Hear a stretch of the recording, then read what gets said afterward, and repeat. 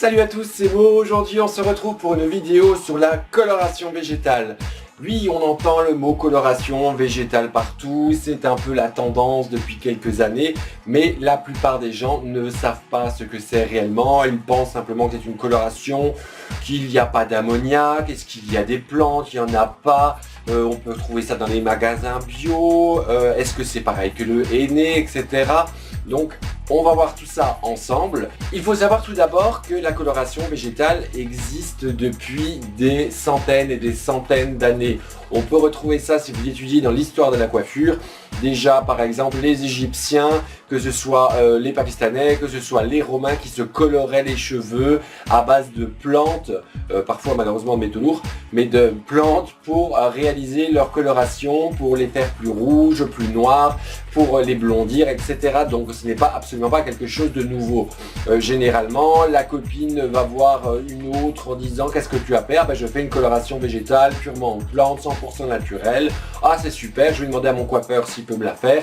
Et on se retrouve avec des personnes qui me demandent d'éclaircir un cheveu comme un balayage, ou être un super blond, ou de couvrir 100% des cheveux blancs, etc. Donc qu'est-ce qui est possible et qu'est-ce qui ne l'est pas? Tout d'abord, je voudrais dire, pour toutes les personnes qui me disent oui, la coloration végétale, je connais, moi c'est du henné, j'utilise le henné depuis des années et je l'achète sur tel site, ou je l'achète dans ma petite boutique marocaine ou pakistanaise du coin, et donc c'est la même chose et je ne vois pas pourquoi je paierais plus cher chez un professionnel. Tout d'abord, que penser de la coloration plante achetée dans les boutiques, par exemple des boutiques pakistanaises que l'on retrouve ou certaines petites boutiques marocaines? Il faut savoir que certains hennés sont très mauvais et de très mauvaise qualité. Ils sont pas chers et c'est pas pour rien. Quand un produit est importé, bien souvent celui-ci ne remplit pas nécessairement les critères de conformité de la réglementation européenne. Une fois qu'un produit est reconnu pour un usage cosmétique, son importateur a le devoir de réaliser un dossier cosmétique extrêmement complet qui est en quelque sorte une évaluation des risques de santé publique. Donc là, ce dossier part ensuite chez un expert en toxicologie qui va l'analyser. Je vous assure que j'ai vu un dossier en toxicologie, comment il était analysé, c'est extrêmement énorme et ça coûte très très cher. Vous vous doutez bien que certaines importations qui viennent du Pakistan, qui viennent de l'Inde, et encore surtout de l'Inde, ne sont pas très conformes à ces dossiers de toxicologie. Vous vous doutez bien qu'il est impossible pour ces petits magasins de réaliser cette évaluation qui est extrêmement coûteuse, pourtant il y a bien un risque. Quelles sont les pratiques douteuses des fabricants de coloration plantes qu'on peut retrouver, donc comme je l'ai dit, importés d'Inde, etc. Quand vous achetez une coloration naturelle à base de plantes tintoriales dans un boui-boui local, dans un quelconque petit magasin, vous n'avez aucune idée de la façon dont la coloration naturelle est obtenue. Pour vous, c'est des plantes dans un sachet, donc forcément c'est bio et c'est naturel, et donc c'est bon pour vous. Eh bien non. Sachez qu'il est courant en Asie et en Afrique du Nord de tremper certaines feuilles, par exemple d'indigo, qui nous sert à faire du noir, dans une solution de PPD, de paraphényldiamine. C'est une substance hautement allergisante et listée par la Commission européenne afin d'intensifier le pouvoir couvrant de la coloration aux plantes tintoriales. On retrouve très souvent des substances chimiques interdites en Europe, des taux de métaux lourds dépassant de très loin les normes autorisées en vigueur, du moins en Europe. Et une fois les plantes tintoriales gorgées de ces substances qui sont illicites et très douteuses, qui font sécher au soleil, on dépasse des taux incroyables. Les conditions d'hygiène aussi, c'est très important. Les conditions d'hygiène sont extrêmement, pour ceux qui ont voyagé déjà en Inde sauront de quoi je parle. Ces conditions hygiéniques sont parfois extrêmement douteuses. Donc vous pouvez vous retrouver certes dans une plante 100% naturelle, mais qui a baigné dans ces PPD, que l'on a parlé tout à l'heure, mais aussi elle regorge de moisissures, d'extraits chimiques et de moisissures. c'est ça que vous mettriez sur votre tête? Moi personnellement non, je ne le savais pas. J'ai eu la chance de rencontrer un excellent chimiste qui m'a parlé tout ça de la marque Herborist avec laquelle je travaille. Donc faites attention à ce que vous achetez. Bien sûr, je vous l'ai dit, visuellement vous ne pourriez pas voir la différence, vous n'êtes pas chimiste, vous n'avez pas justement cette fameuse charte d'analyse de toxicologie. Quand on réalise une analyse de la flore mésophile aérobie, les taux obtenus sont parfois 100 fois supérieurs à la norme autorisée. Vous vous rendez compte? C'est incroyable, 100 fois supérieur.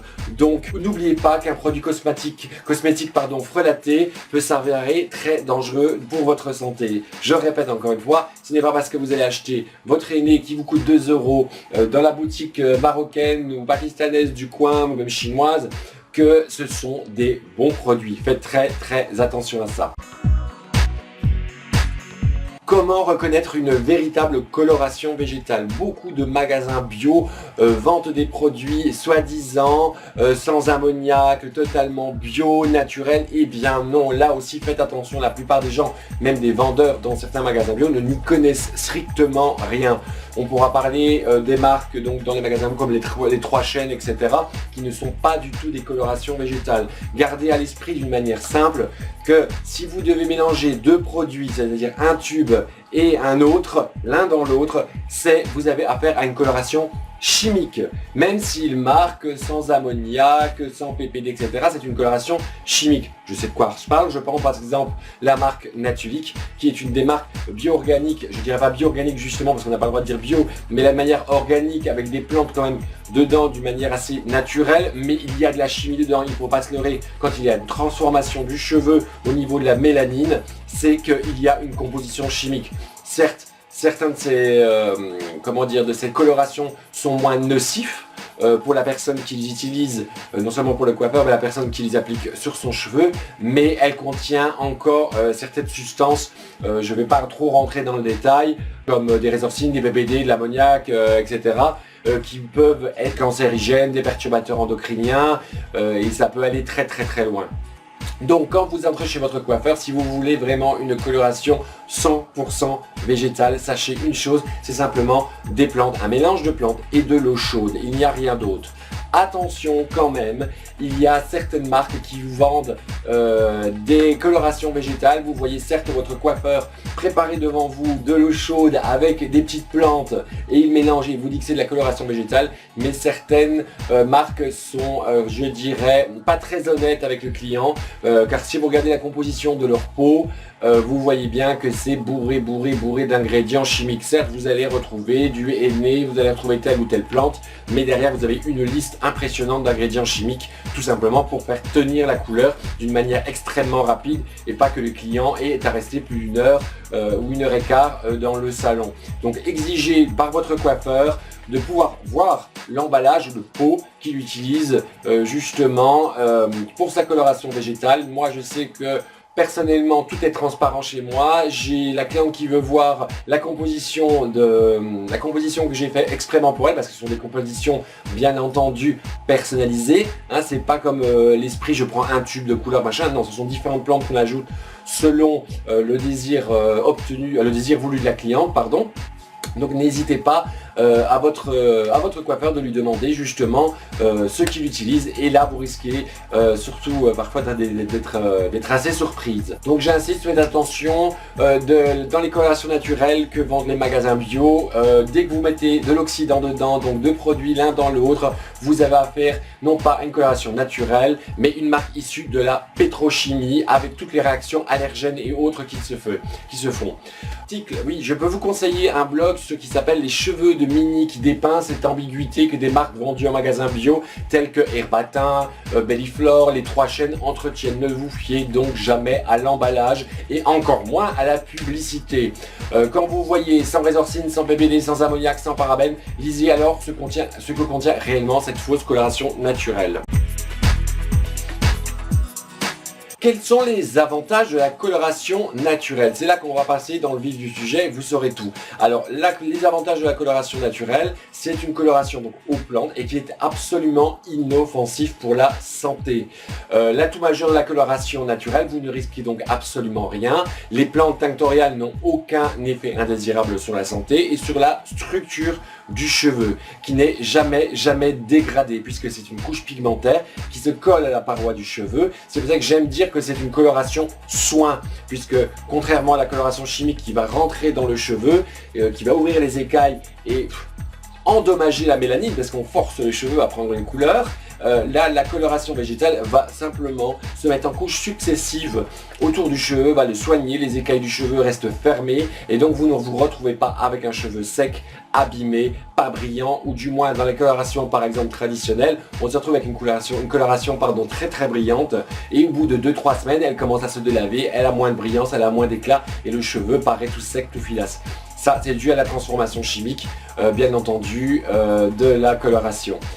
Bien certes, on va me dire, oui, mais la coloration, maintenant, c'est plus que comme dans les années 50, elle a fait un bond en avant, maintenant, ils mettent des huiles dedans, il n'y a plus d'ammoniac, machin, comme je vous l'ai dit tout à l'heure, faites attention, il y a toujours plein de choses, vous pourriez être surprise sur ce qu'il y a dans votre coloration. Je peux même affirmer que certaines colorations de certaines marques vont mettre des substances jusqu'à ce que ça puisse modifier d'une certaine manière, bien sûr avec le temps, votre ADN. Donc imaginez pour les femmes enceintes, pour n'importe quelle personne qui serait allergique, qui simplement aura une sensibilité plutôt accrue à certains produits, quand vous allez chez votre coiffeur, ça vous démange au niveau de la coloration, vous avez des plaques rouges, voilà, ça commence comme ça. Ce n'est pas aussi à force de coloration qu'il se passe quelque chose de négatif. Sachez que même pour un coiffeur, je crois que c'est au bout même pas 1 minute, que rien que par l'inhalation de la coloration chimique, ça pénètre, et il faut sachez quand même que c'est vrai, la coloration chimique, certaines substances pénètrent dans votre sang, donc c'est extrêmement grave, ce que vous ne retrouvez absolument pas dans la coloration végétale qui reste en surface, qui gaine le cheveu, qui le soigne, qui le traite et qui lui fait prendre une couleur mais sans changer sa structure elle-même. Donc que vous soyez généralement, c'est pour ça qu'on vient à la coloration chimique, vous pouvez être la personne lambda tout simplement qui a une démarche plutôt naturelle et qui veut se faire du bien, il en a marre, je dirais, de se faire avoir par l'industrie cosmétique à grand recours de publicité, mais qui veut des choses saines sur son cheveu et bien sûr sur elle. Les personnes enceintes, les personnes qui ont suivi une chimiothérapie, donc qui a forcément un cancer, etc. La coloration végétale est quelque chose de formidable. On peut obtenir aussi une brillance incroyable du cheveu. Je venais tout à l'heure quand je vous ai dit que certaines colorations traditionnelles de la pétrochimie, vous faisiez une coloration chez votre coiffeur, elle est magnifique, elle est brillante, elle est soyeuse.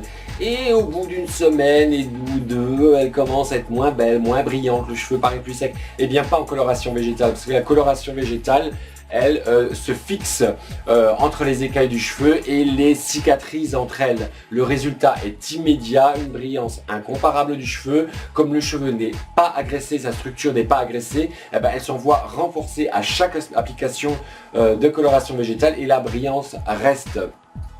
Il faut savoir que cela évite aussi l'effet racine, c'est-à-dire que si vous avez un ton complètement naturel, sachez que vous n'aurez jamais cette fameuse repousse que l'on retrouve chez coiffeur. Une coloration végétale, je vous l'ai dit, se dépose, elle vit et elle continue, je dirais, à s'oxyder et donc à évoluer avec le temps. Donc plus le temps avance, plus la coloration est belle et brillante, et à chaque application, elle devient de plus en plus belle et vous n'avez pas à courir chez votre coiffeur, vous avez cette fameuse racine, par exemple, de brun et rouge dans les pointes si vous choisissez un rouge, mais ça va plus être autre chose. Oui, bien sûr, si vous avez des cheveux blancs, c'est logique que là, on verra une petite racine, et encore par transparence, parce que tout simplement, si vous êtes brun déraciné à la pointe, un mois plus tard, forcément, vos cheveux blancs, eux, vont ressortir. Donc ça, c'est quand même, c'est pas de la magie non plus, hein. La coloration naturelle est 100% biodégradable, c'est-à-dire que vous n'allez pas rejeter des métaux lourds et tout ce qu'on en a parlé avant dans votre bac, dans votre douche, etc. Et avec tout ce que cela comporte, parce que certes, il y a des stations d'épuration, etc. qui vont nettoyer, mais imaginez justement ce que ça coûte. L'impact environnemental et écologique de la coloration végétale est néant, 0%. Les plantes tinctoriales sont absolument biodégradables et n'ont aucun impact sur l'environnement, négatif sur notre milieu. A contrario, comme je l'ai dit, il y a certaines substances chimiques contenues dans les colorations oxydatives qui auraient un effet désastreux sur l'environnement malgré les multiples traitements. Contrairement aux idées reçues, ce que l'on entend beaucoup, la coloration végétale a une durée de vie supérieure à la coloration chimique. Elle peut résister jusqu'à 3 mois à l'usure du temps sans perdre son intensité. C'est très important. Les tons foncés ont plus tendance à dégorger bien entendu que les tons cuivrés, mais vous n'aurez aucun problème si vous faites une coloration naturelle toutes les 5 semaines. Donc en plus c'est très économique, c'est ça qui est bien. Donc ça je comprends pas, enfin les gens ne connaissent pas justement, c'est pour ça que je fais cette vidéo, pour retirer les idées reçues bien entendu et vous montrer la vérité sur les colorations végétales. La repousse blanche, comme je l'ai dit, est moins visible pour celles qui ont des cheveux blancs, même voire jusqu'à 100% de cheveux blancs après avec une coloration naturelle.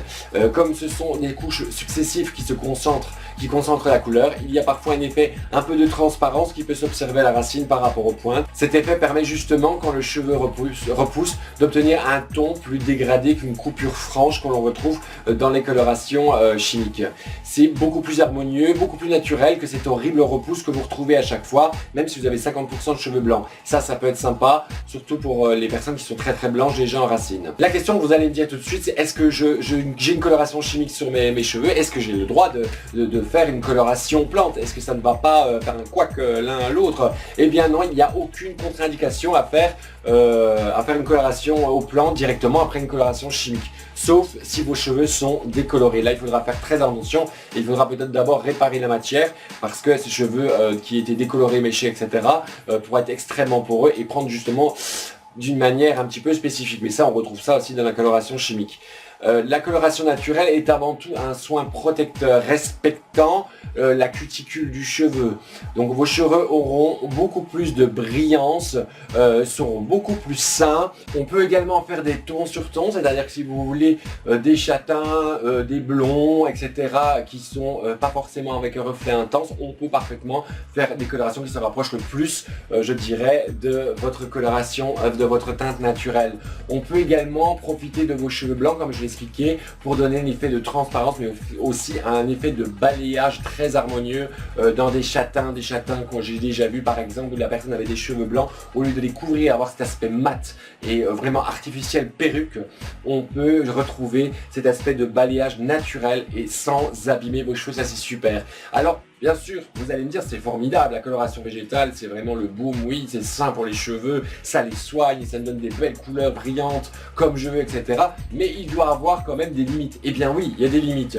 Alors, on ne peut pas éclaircir avec une couleur végétale, c'est normal, ce n'est pas de la chimie, on ne transforme pas, on n'abîme pas le cheveu, donc les colorations végétales ne rentrent pas à l'intérieur et détruisent la mélanine. Je vais vous parler de pigments granuleux et diffus, parce que vous ne comprendriez pas, mais disons qu'elle n'abîme pas votre cheveu, elle ne rentre pas à l'intérieur. Donc forcément, seul une peroxyde, seul un oxydant de l'ammoniac y arrive par réaction chimique qui s'opère avec les pigments capillaires. Donc à contrario, la coloration naturelle ne détruit pas les pigments, mais ne veut pas éclaircir le cheveu. Le temps de pose est parfois un peu long que la coloration qui utilise des pigments de synthèse.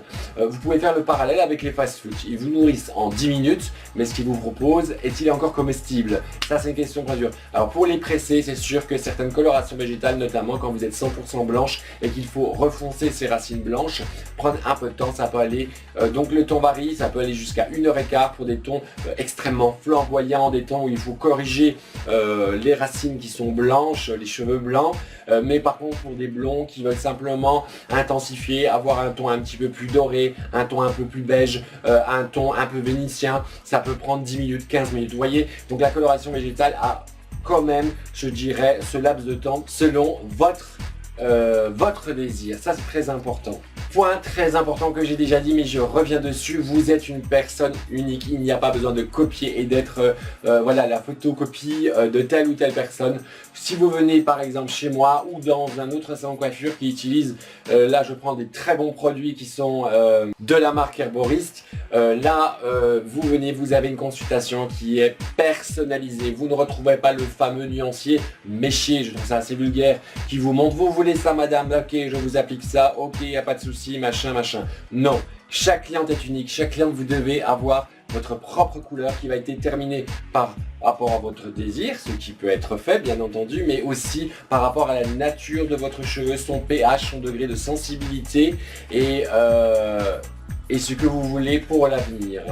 Voilà, c'est terminé, j'espère que je vous ai éclairé pour un petit peu sur la coloration végétale et j'ai un peu retiré tous les clichés, je vous ai évité de faire certaines erreurs comme on parlait pour les magasins pakistanais, dans certains magasins bio. Pensez bien à tous mes petits conseils. Pour ceux qui sont dans le coin, moi je suis de Metz, Mo Coiffeur, vous recherchez même sur Facebook, vous trouvez ma page. Venez me voir, les conseils sont gratuits, vous pouvez venir tout simplement pour un conseil pour que je vous dise ce qui est possible de faire, ce qui ne l'est pas. Mais vous allez voir, une fois qu'on commence avec la coloration végétale, on n'en démord pas parce que c'est sain, que demander de plus, belle couleur, tenue dans le temps, brillance, sain pour ma peau, sain pour mes cheveux, sain pour mon environnement, sain pour mon coiffeur aussi qui travaille parce qu'il y a énormément, il faut savoir que le métier de coiffeur est un métier, contrairement à ce qu'on pourrait penser, extrêmement dangereux par rapport aux vapeurs toxiques qu'il inhale chaque jour. Voilà, c'est terminé, passez une excellente journée, on se retrouvera pour bientôt d'autres vidéos. Abonnez-vous à ma chaîne, partagez justement cette petite réflexion qu'on a partagée ensemble sur la coloration végétale, ça aidera vos amis à ne pas faire d'erreurs et ne pas se retrouver avec n'importe quoi sur la tête. On se retrouve très bientôt, salut!